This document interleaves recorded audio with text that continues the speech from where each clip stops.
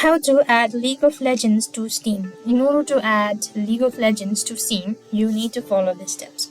So here, first thing first, what you want to do is you simply want to go ahead and make sure to launch open Steam. And next, you want to click on the library from the top of the page.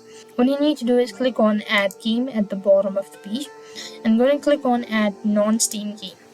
As you've actually done it, so then you want to go ahead or you could see this list of games available in your device. So here you have the League of Legends. You want to click that out and click on Add Selected Programs. As you've actually done it, so here comes the League of Legends. Now you could go ahead and click it or add it to your collections, and then you'll have successfully added it. So this is how it's done. I hope the video was helpful. Make sure to like, share, and subscribe. Thank you for watching. See you in the next video. Now you could go ahead and play that as well. That's all. I hope the video was helpful.